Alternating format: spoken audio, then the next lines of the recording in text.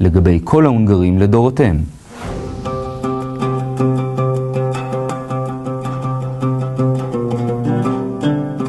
שלום לכם אנשי התקשורת הישראלית, ברוכים הבאים לקורס פדיחה בזעם בלתי נשלט.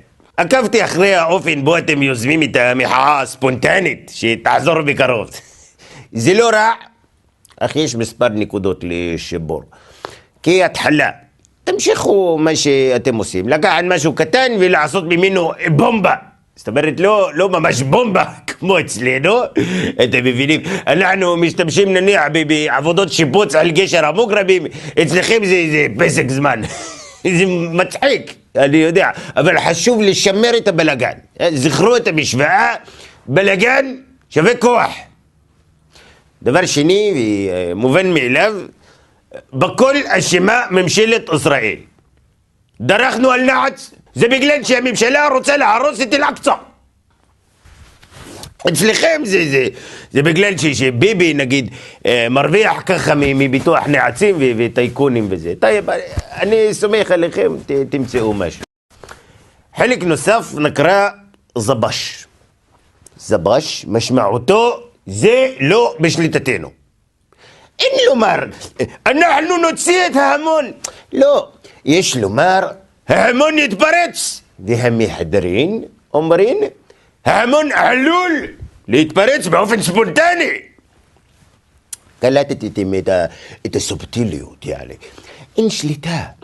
אף אחד לא צריך לדעת שאצלכם כמו אצלנו, זה עובר דרך העיתונות ונעמי חסן. לא. עכשיו למשהו שעשיתם בקיץ האחרון באופן חובבני מדי, פצועים. רבותיי, קיץ שלם של הפגנות, בלי אף פצוע. מה זה ויצו? מה זה מצגת בגן של הבת שלי? לא, שם דווקא יש פצועים, לא חשוב.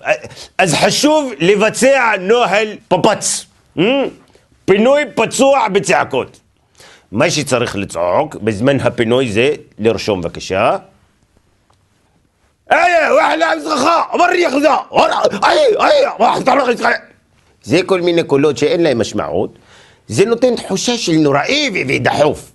עכשיו ילדים זה הולך הכי טוב. במקרה יש עם ילד שיכין אותי מראש, יתלע בו ילד, בוא תגיד איי.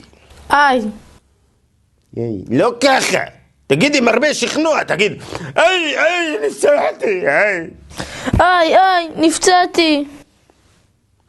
איזה יופי, אתם צילמתם את זה? תזכרו מה תזכרו מה שאומרים אצלנו ואצלכם, תמונה אחת שווה יותר מ1,000 שקרים.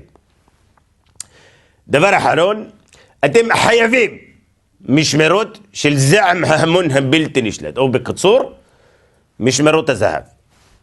תפקידם לאתר אנשים שלא בטוחים למה הם זועמים זעם בלתי נשלט, ושואלים שאלות.